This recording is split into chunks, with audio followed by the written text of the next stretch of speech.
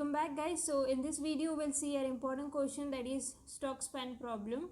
So the stock span problem is a financial problem where we have a series of n daily price quotes for a stock and we need to calculate the span of the stock price for all n days. So this is the prices of the stocks of n days. So let's say 1 2 3 4 5 6. So these are the prices of the stocks for 7 days. So we have to calculate the span of this particular stock price on each days.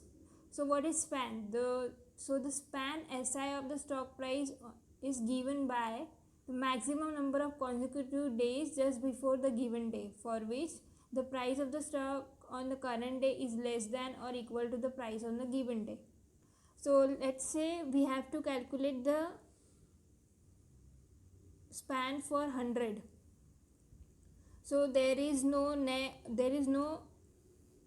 lesser element on the left side of this particular price, stock price. Okay, so the span of the 100 will be 1.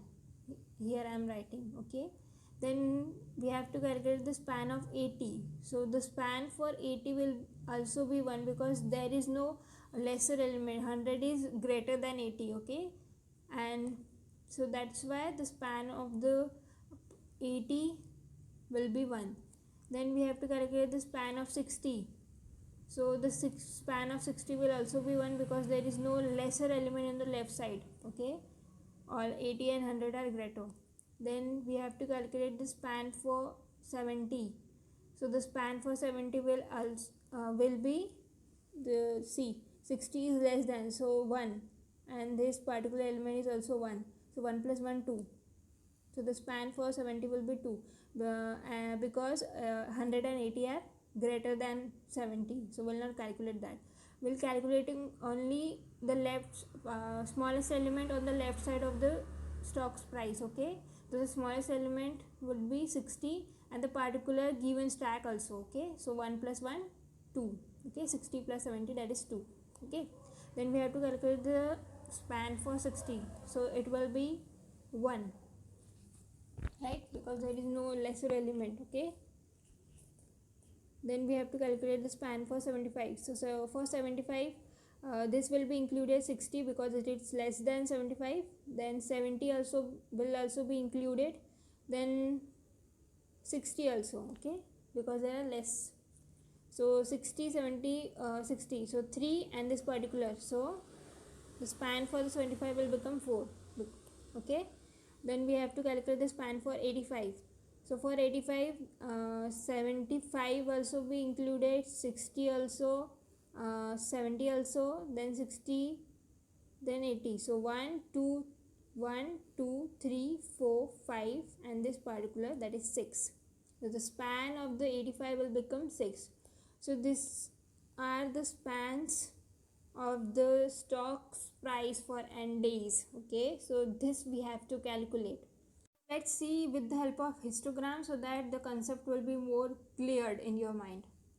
So these are the stock's price of nth day. Okay, so these are the stock price for 6 days. Okay, so we have to calculate the span of each day.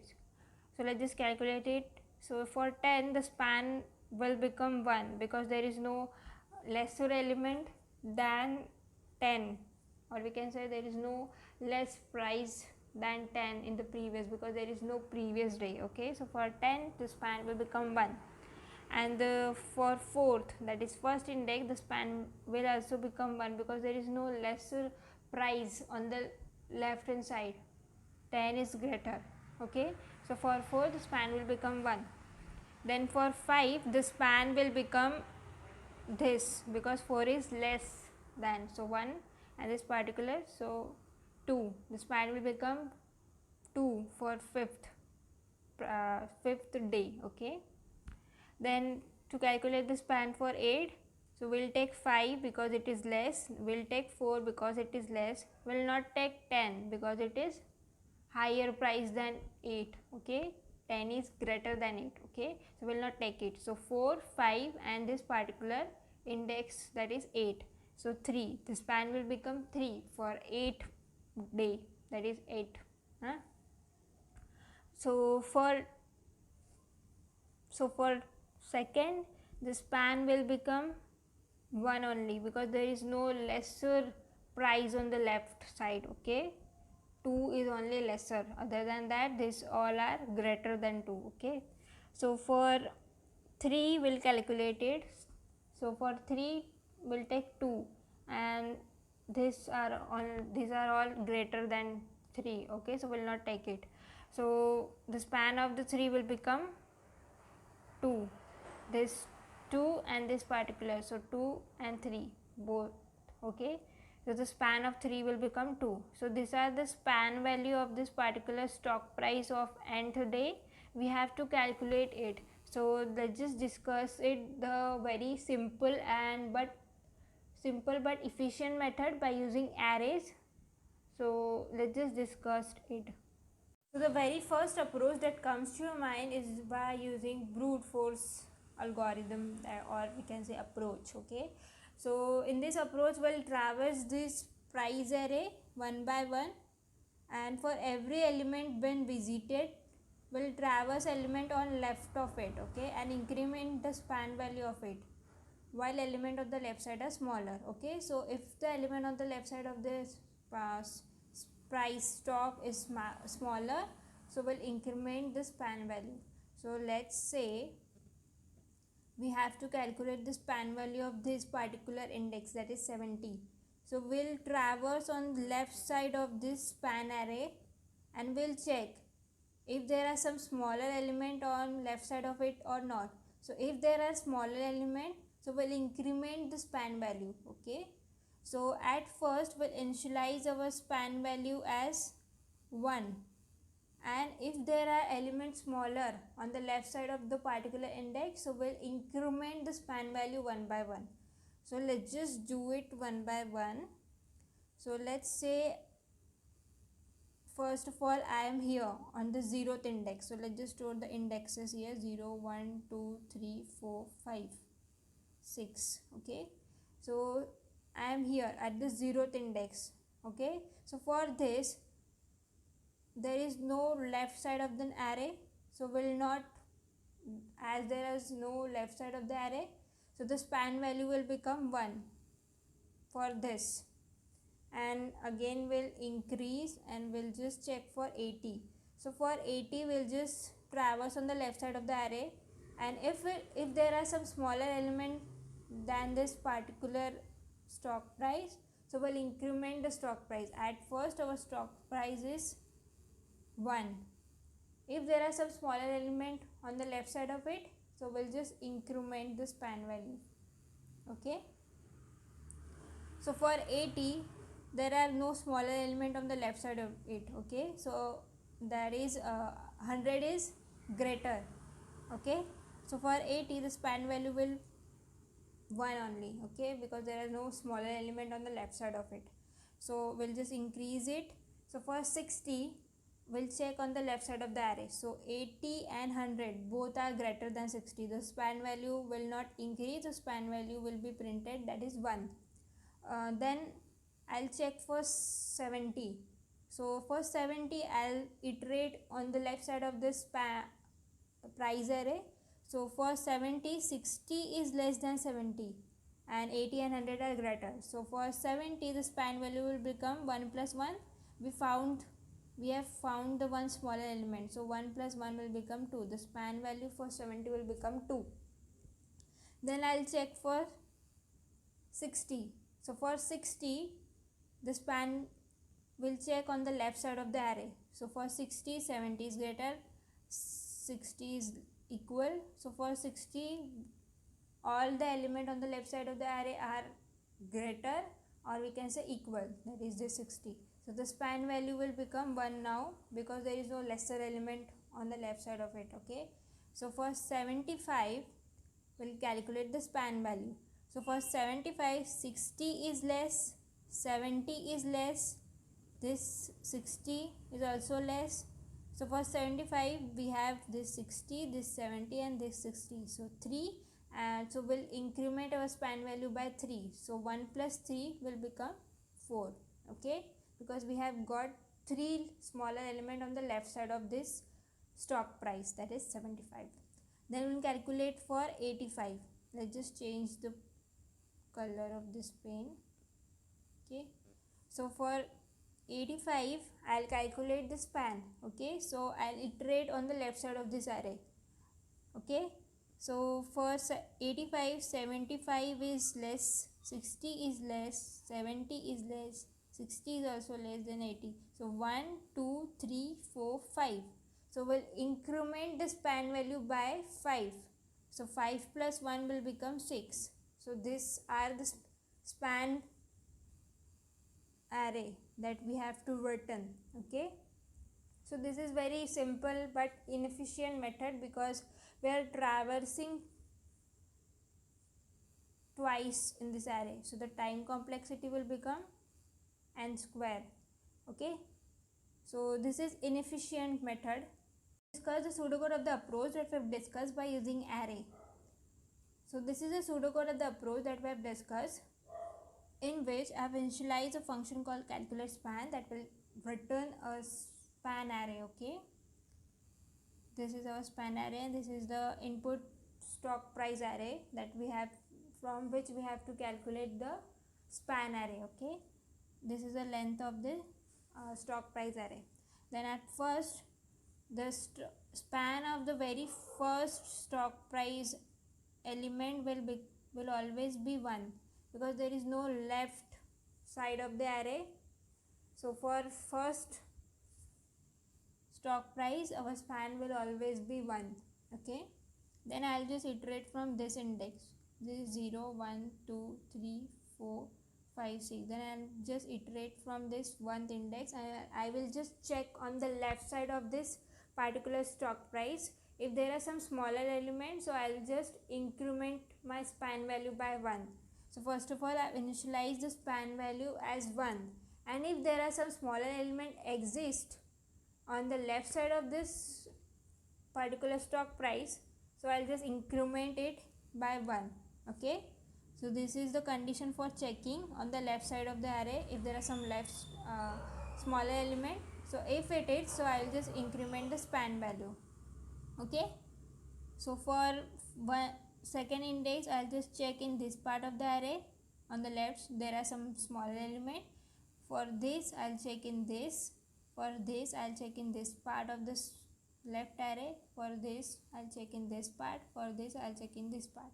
So if there are some smaller elements, so I'll just increment the span value and I'll just store in it. Okay, so like this we'll calculate our span array.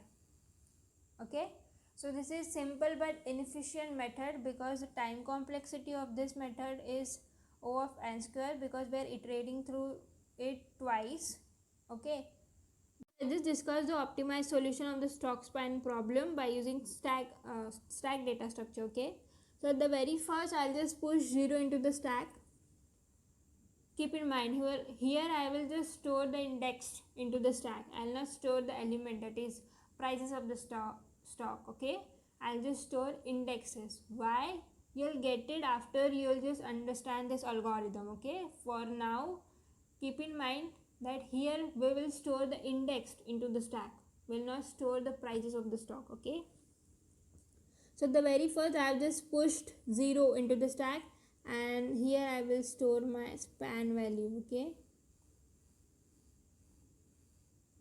so the span value of the first I'll just initialize it at 1 because I have already told that the span value of the first element will always be 1 because there are no left element of it. Okay, so the span value of the first index will always be 1. Then I'll just start iterating from 1, that is I is equals to 1 till I is less than n. So for I is equals to 1 I'll just check if I is equals to 1 element, that is 80, is greater than the top of the stack index element, it is 0. 0th index element is 100. So I'll just check if 80 is greater than 100 or not. So in this case 80 is not greater than 100. Okay, so the span value for 80 will become I minus top of the stack. So I is now 1 minus top of the stack is 0. So the span value for 80 will become 1. Then I'll just push that index into the stack. Okay, so let's just clear it. Then again I'll just increase our iteration. So for I is equals to 2, we'll just check again the same. Is our 60 is greater than the top of the stack index element, that is 1, or not? So in this case 60 is also not greater than 80. So we'll just store the span value for 60 is I minus top of the stack, that is I is 2. So 2 minus 1, that is 1. So the span for 60 will also be 1. Okay. Then I'll just push that particular index, that is 2. Then again I'll just increase our traversing. So now our I is 3. Now again we'll just check, is our 70 is greater than top of the stack index element, that is 2. So at the 2 second index 60 is there. So now 70 is greater than 60. So now our condition become true, that is particular index element is greater than the top of the stack index element. So 70 is greater than 60. So we'll just pop that smaller element, that is second element, that is 60 is smaller, no. So that's why I'll just pop it. Okay. Then the span of the 70 will become I minus top of the stack, that is 1. Okay. So I is 3. So 3 minus 1, that is 2. The span will become 2 now for the 70. Then after this I'll just push that 70 index, that is 3. Okay. Let's just erase it. Then again I'll just increment our traversing. Now I is 4 now. Okay. So for 60 I'll just check, is our fourth index element 60 is greater than top of the stack element, that is 3 index 70 or not. So this condition become false. So our span for this particular fourth element will become I minus top of the stack. So 4 minus 3. So the span value will become 1 now for 60. Then I'll just push that particular index, that is 4. So 4 will be push. Okay. Then again I'll just increase our traversing. Now our I is 5. So for 5 index again we'll check, is our fifth index element, that is 75 is greater than the top of the stack element, that is 4. So in this case the condition become true. Okay. So condition become true, that means there are smaller element, 60 is smaller. So we'll just pop it. Okay. Then again we'll check that 75 with top of the stack element, that is third index is 70.